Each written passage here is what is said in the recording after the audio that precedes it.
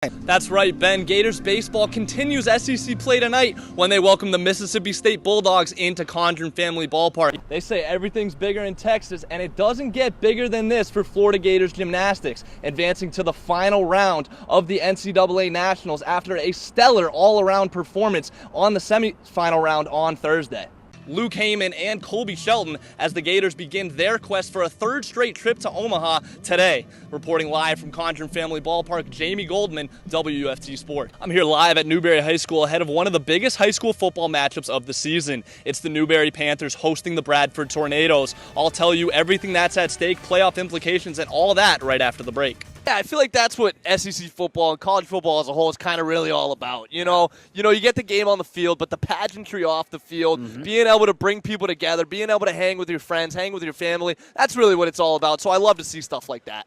That's been one thing that LSU has really struggled with this season, has been defending the run. They've had 150 yards per game allowed against the run, 74th in the FBS, so not a very strong number there from LSU. So I think it's going to be huge for the Gators in this game to really attack them with the run game. Listen, I did hear today's a really bad day to be a Tiger. That's all I know. I heard that for sure. Here with Captain Matthew Burkle-Jasek after a wild period, especially that end of the period. What happened in that scrum with 12 seconds left? We were kind of trying to track it and see what went on there, but it was almost like a WWE Royal Rumble right there. Like, what happened there? Here with Liam Lickeshaw after the first period. Gators leading it 2-1. Liam, your first goal in the orange and blue in the home opener. How does that feel? What's going through your mind right now? They say everything's bigger in Texas, and it doesn't get bigger than this for Florida Gators gymnastics, advancing to the final round of the NCAA Nationals after a stellar all-around performance on the semifinal round on Thursday.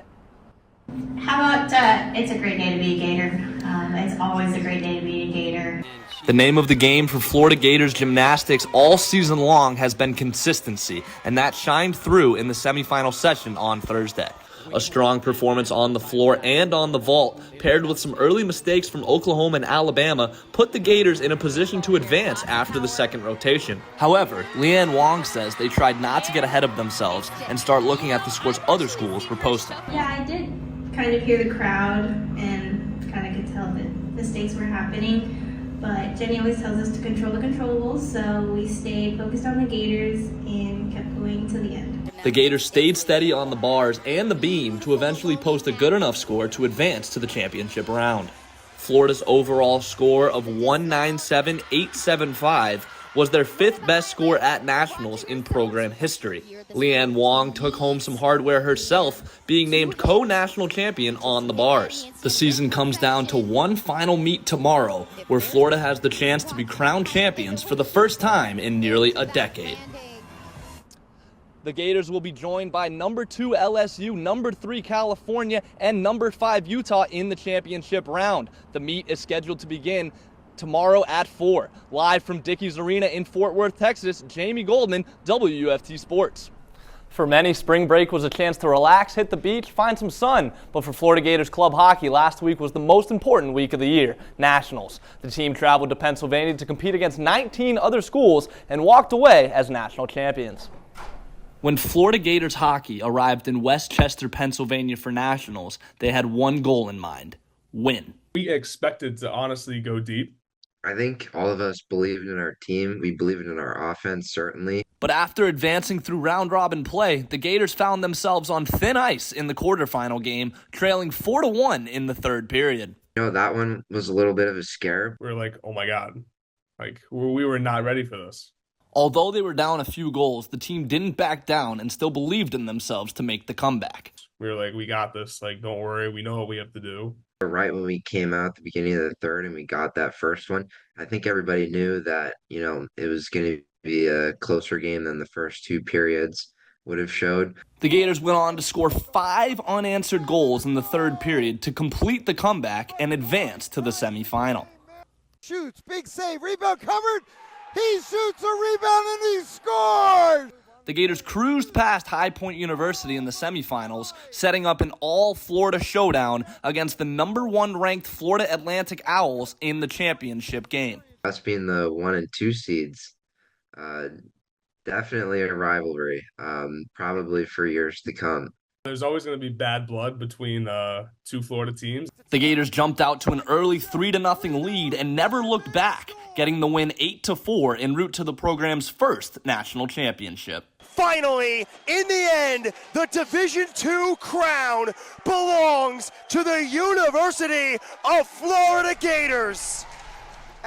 6 wins and a 35-pound trophy later, the Florida Gators are national champions. Live in the studio, Jamie Goldman, WUFT News. Happy Friday. Let's talk sports. I'm Jamie Goldman. March Madness is in full swing, and the Florida Gators are in the middle of first-round play against Colorado right now. The Gators currently lead the Buffaloes 42-41 with a minute left in the first half. A couple local prospects are playing in the big dance as well. Gainesville native Brian Greenlee and Ocala native Brennan Lorient went to battle for FAU earlier this afternoon. The Owls took Northwestern to overtime but weren't able to get the win, falling to the Wildcats 77-65. Another Florida college takes the floor today as 16-seed Stetson is in the middle of action against the 1-seeded UConn Huskies. The defending national champs currently lead Stetson 85-48 with just under 4 minutes to play. Gators women's basketball saw its season come to an end last night, falling to St. John's 79-60 in the WBIT. Aaliyah Matharu's 23 points wasn't enough to keep the Gators season alive. Florida finishes the year at an even 16-16 and 5-11 in SEC play. The SEC Gymnastics Championship kicks off tomorrow afternoon in New Orleans. The Gators enter the tournament ranked as the number 4 team in the country, posting a 17-1 record. Florida will compete in Session 2 with LSU, Kentucky, and Alabama starting at 8 o'clock tomorrow. Head coach Jenny Rowland says the SEC tournament is the best time of year. My most favorite week, my most favorite competition. You have your friends and your competitors and everybody all together on the competition floor, and it's game on. Florida is looking to three-peat this year after winning back-to-back SEC tournaments in the past 2 seasons. Gators baseball is back in action tonight as they'll also be in Louisiana to take on the LSU Tigers. Florida is looking to bounce back this weekend after losing to Jacksonville University on Tuesday. Even after some rocky starts, Coach Kevin O'Sullivan is sticking with the same pitching rotation this weekend against LSU.